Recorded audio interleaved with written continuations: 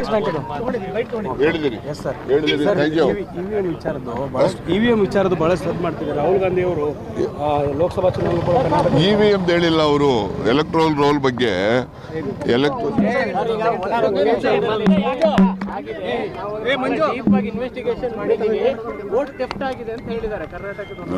ಈಗ ಮಹಾರಾಷ್ಟ್ರದಲ್ಲಿ parliament ಎಲೆಕ್ಷನ್ಗೂ assembly ಎಲೆಕ್ಷನ್ಗೂ gap ಇದ್ದಿದ್ದು ಒಂದು 10 ತಿಂಗಳು. 10 ತಿಂಗಳಲ್ಲಿ ಇದ್ದಕ್ಕಿದ್ದಂಗೆ 60 ಲಕ್ಷ 70 ಲಕ್ಷ ಮತದಾರರು ಹೆಂಗೆ ಇಲ್ಲಿಂದ ಉದ್ಭವ ಆಗ್ತಾರೆ?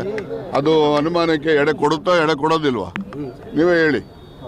ಆ ಅನುಮಾನದ ಮೇಲೆ ಅವರು ಅದನ್ನು ಆಳವಾಗಿ ಅದ್ರ ಬಗ್ಗೆ ಹೆಚ್ಚು ವಿಸ್ತೃತವಾಗಿ ತನಿಖೆನ ಅಥವಾ ಅವರ ಒಂದು ಮಾಹಿತಿಯನ್ನು ಕಲೆಕ್ಟ್ ಮಾಡುವಂಥ ಕೆಲಸ ಮಾಡ್ತಾ ಇದ್ದಾರೆ. ಅದರಲ್ಲಿ ಅಂತಿಮವಾಗಿ ಏನು ಸರಿ ಅಂತಕ್ಕಂಥದ್ದು ಮನದಟ್ಟಾಗ್ತದೆ ಅದನ್ನು ನಿಮಗೆಲ್ಲ ತಿಳಿಸೋಣ. ಆಮೇಲೆ ಸುರ್ಜೇವಾಲಾಗೆ ಸೆಕ್ರೆಟರಿಗಳನ್ನ ಅಧಿಕಾರಿಗಳನ್ನ ಕರೆದು ಮಾತಾಡುವಂತ ಒಂದು ಎಲಿಜಿಬಿಲಿಟಿ ಏನಾರು ಇದೆಯಾ ಸರ್? ಅವರು ಪಕ್ಷದ ನೋಡ್ರಿ, ಪಕ್ಷದಲ್ಲಿ ಯಾರನ್ನು ಬೇಕಾದ್ರೂ ಕರಿಬೋದು, ಬಟ್ ಸರ್ಕಾರಿ ಅಧಿಕಾರಿಗಳನ್ನ ಕರೆದು ಅವರೆಲ್ಲ ಮಾಡ್ತಾರೆ ಅಂದರೆ ಅದು ಸಂವಿಧಾನಿಕ ವಿರೋಧವಾದಂಥ ಕೃತ್ಯ.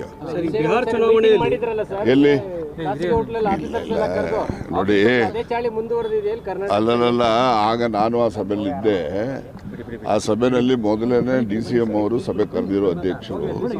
ಆ ಸಭೆಯಲ್ಲಿ ಅಧಿಕಾರಿಗಳ ಸಭೆ ನಡೀತಾ ಇತ್ತು. ಅವರು ಅಲ್ಲೇ ಇದ್ರಲ್ಲ, ಬಂದು ಮಾತಾಡಿ ಹೋದ್ರು. ಅವರೇನು ಅಲ್ಲಿನ ನಡವಳಿಕೆಗಳಲ್ಲಿ ಯಾವುದೂ ಭಾಗಿಯಾಗಲಿಲ್ಲ. ನಡವಳಿಕೆಯಲ್ಲಿ ಏನೂ ಭಾಗಿಯಾಗಲಿಲ್ಲ. ಅವರು ಅಲ್ಲಿನೇ ಉಳಿದಿದ್ದರಿಂದ, ಕೆಳಗಡೆ ಸಭೆ ನಡೀತಾ ಇದ್ದಿದ್ದರಿಂದ, ಬೆಂಗಳೂರಿನಿಗೆ ಸಂಬಂಧಪಟ್ಟಂತೆ ಸಭೆ ಇದ್ದಿದ್ದರಿಂದ ಬಂದು ಅಲ್ಲಿ ಉಭಯ ಕುಶಲೋಪರಿ ಕೇಳಿ ಹೊರಟ್ರೆ ಹೊರತು ಅಲ್ಲಿ ಯಾವುದೇ ರೀತಿಯ ಸಲಹೆಗಳಾಗಲಿ ಚರ್ಚೆ ಆಗಲಿ ಏನು ಅವರು ಭಾಗವಹಿಸಿಲ್ಲ. ಅದರಲ್ಲಿ ಕರೆದಿದ್ರು, ಕೆಲವು ಇಲಾಖಾ ಸೆಕ್ರೆಟರಿಗಳನ್ನ ಕರೆದು ಅಧಿಕ ಮಾಹಿತಿಗಳನ್ನ ಪಡ್ಕೊಂಡ್ರು. ನಾನು ಈಗಾಗಲೇ ಹೇಳಿದ್ದೀನಲ್ಲ, ಅವರು ಇಲಾಖೆಯ ಅಧಿಕಾರಿಗಳನ್ನ ಕರೆದು ಅವರಿಂದ ಅವರು ಯಾವುದೇ ಚರ್ಚೆ ಮಾಡ್ತಕ್ಕಂಥದ್ದಕ್ಕೆ ಅದು ಸಂವಿಧಾನ ವಿರೋಧಿ ಕೆಲಸ. ಅವರು ಶಾಸಕರನ್ನ ಮತ್ತು ನಮ್ಮ ಪಕ್ಷದಲ್ಲಿ ಇರ್ತಕ್ಕಂಥ ಯಾರನ್ನು ಬೇಕಾದರೂ ಕರೆದು ಅವರಿಂದ ಏನು ಮಾಹಿತಿ ಬೇಕಾದರೂ ಕೇಳ್ಬೋದು, ಏನು ಪ್ರಶ್ನೆ ಬೇಕಾದರೂ ಅವ್ರನ್ನ ಮಾಡ್ತಕ್ಕಂಥ ಹಕ್ಕು ಅವ್ರಿಗಿರ್ತದೆ. ಅಧಿಕಾರಿಗಳನ್ನ ಕರೆದು ಅವರಿಂದ ಇವರು ಮಾಹಿತಿ ಪಡಿತಕ್ಕಂಥದ್ದಕ್ಕೆ ಅವರಿಗೆ ಯಾವುದೇ ರೀತಿಯ ಕಾನೂನುಬದ್ಧ ಅವಕಾಶ ಇಲ್ಲ. ನೋಡಿ, ನಿಮ್ದು ಅದೇ